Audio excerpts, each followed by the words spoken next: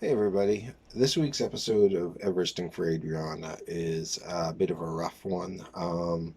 We get into the specifics of her diagnosis and her treatment, as well as realities involved in dealing with a situation like this. We hear Chris talk about some pretty difficult subjects.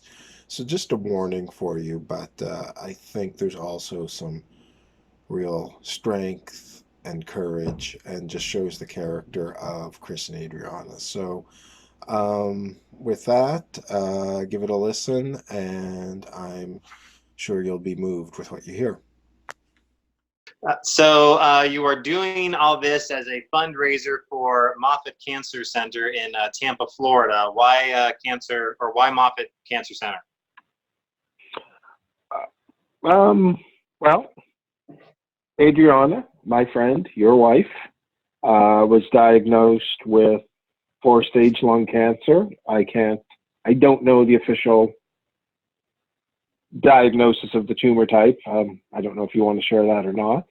Yeah, Um, actually, yeah, because it's really sort of interesting, and it's one of those types of cancers that they're seeing more and more in younger women who were not smoking in their 30s and 40s, and it's adenocarcinoma with an EGFR mutation exon 20.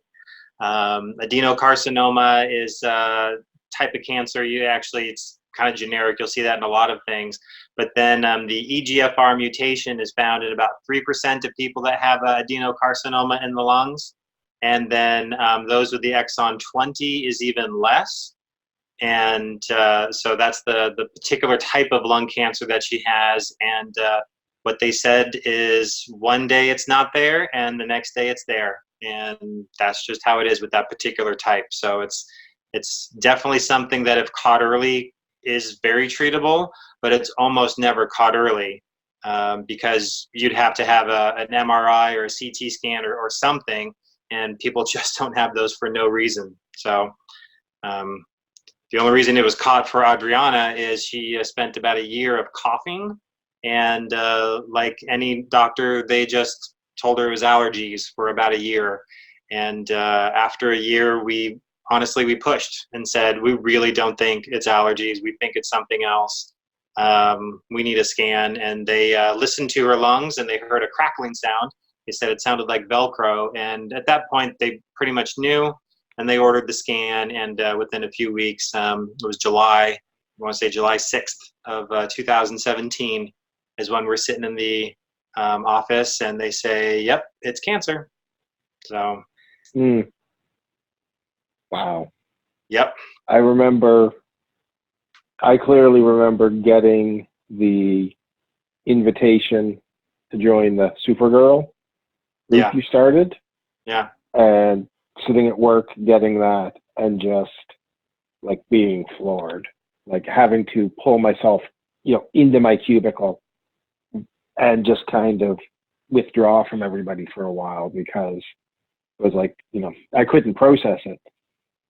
And especially when I saw, fourth stage, it was just this, gut punch of this is horrible. Yeah. Um, It's funny because I remember the day, and what's funny is, and this doesn't sound like it should be the worst thing, but the hardest part of the next few weeks was telling people. Uh, we hated telling people. We would generally, break down anytime we had to tell anyone. And the mhm. more we told people, maybe the more real it got. So anytime that we would have to tell someone at work, family member, friends, whatever, we hated that part. We just wanted everyone to know.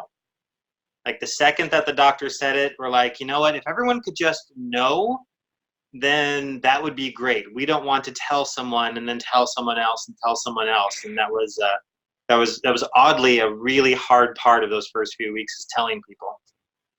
Yeah. Yeah. So that's basically, obviously what started this off. And then from there, we had a conversation back in January, I guess it was, because our goofy running always comes up in January in the Facebook memories. Yeah, I that's gave you a right. call just to chat about that, and that's when we got talking about your pumpkin house, and from there, the talk of wanting to do a fundraiser for Adriana came up, and as we said, I did some research, found the Everesting, and Yeah. here we are, about a Yeah. month out from the event.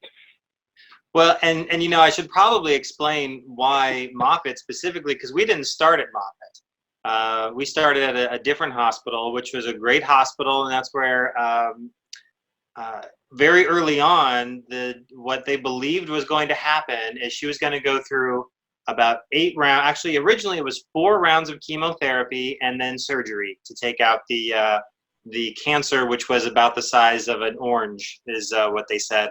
But that was the plan. 4 rounds of chemotherapy and surgery, and we said we'll be done with this, and this will just be a footnote. And that was the first couple of months, January till October.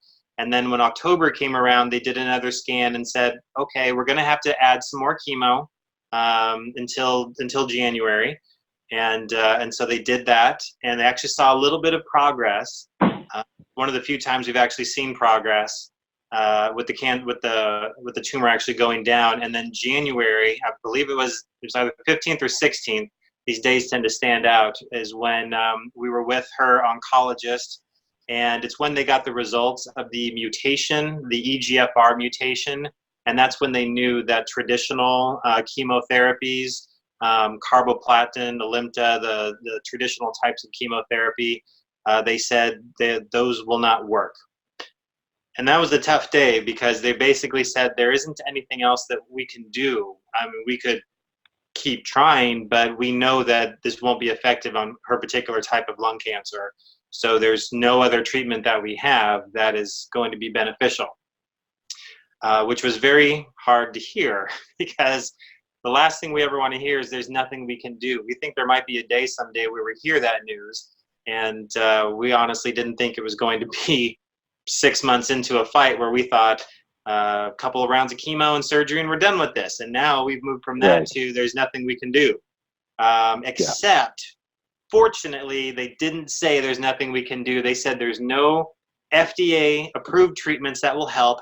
However, Moffitt is working on a study for this specific type of mutation, and you need to go there. And ever since then, that was January of 2018, ever since then we've been at Moffitt. And the first treatment they tried, it didn't work.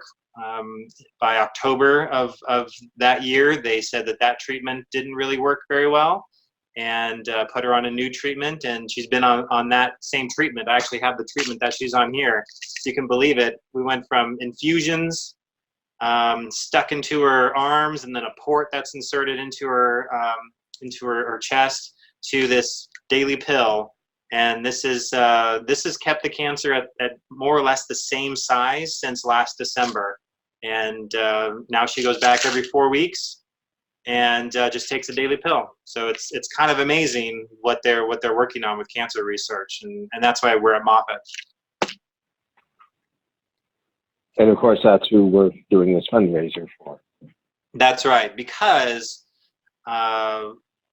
what it is that people ask us all the time, what do you need? What can we do to help? And we love that. That's great. What we need is the cure for cancer. And if anyone has that, please bring it forward. In the meantime, Moffitt is obviously our best chance for that cure.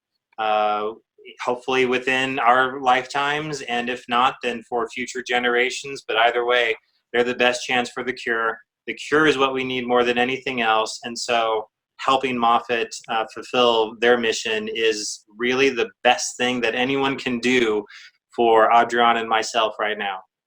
I don't know if you want to talk about this or not, but we've had a couple conversations, and I found it interesting from the fact that you've been very frank about stuff. And I've never been in the position you've been in. How did you get to that point? Like, in terms of just being able to openly talk, about mortality and about the reality of the situation. You know what I mean? Yeah, and you just have to start talking about it. Going back to, we hated telling people that it was even happening because it made it real. But the sooner we made it real and embraced the reality, the better it was. And we've sort of Hmm. carried that on ever since. And very early on, we've had the conversations of the what ifs, and uh, and we've talked with other people very much of, like you said, be very open and honest with our own conversations. We don't just sit around and say, "Oh, it's not going to come to that. It, don't worry, a miracle's going to happen." We're like, no, if it happens, if a miracle happens, we'll take it. In the meantime, let's really plan ahead and talk about what life would be like, could be like in a few years from now. What renovations do we need to make to the bathroom in order for her to be able to use it, should she get to a more of a frail state? And let's make sure that we can afford that, or even do it now if it makes sense. Let's order our trips and how physically demanding they're going to be, because we believe we'll get to a point where she can't hike up a hill anymore. And so Hmm. let's hike up those hills now and save maybe some cruises or whatever for later, where it's not going to be necessarily as physically demanding. And it's just so freeing to embrace the reality, and to be honest with each other. The challenge is, it's almost a form of grieving in a way. You're grieving the future that you may or may not have. You're grieving the potential of losing my wife early.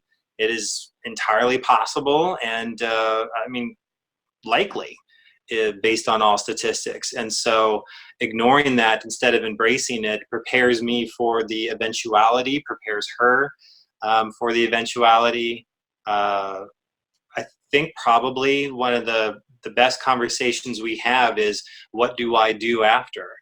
And we both felt it's important that I have a plan for what to do after, so that if you know if that time ever comes where she is taken from me, that what that means is it's a beginning of a plan that she and I planned on together.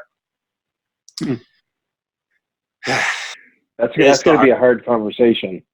it is, yeah, it's even hard to talk about right now, but Oh yeah, for sure. it makes it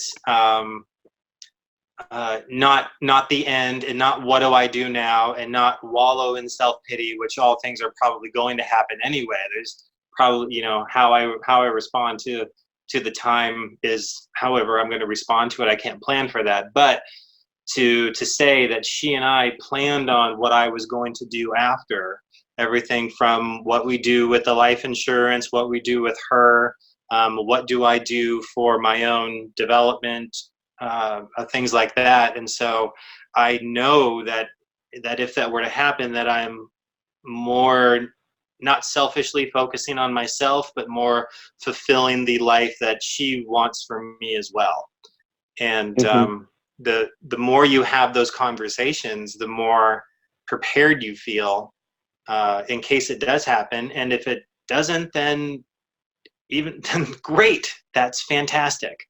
But those are the conversations that we have, that we hope other couples don't have to, but it definitely is freeing to talk openly and honestly with each other, and I definitely recommend it. So, It's really cool, just that concept of planning a future for you together. right. That's something I wouldn't have thought of.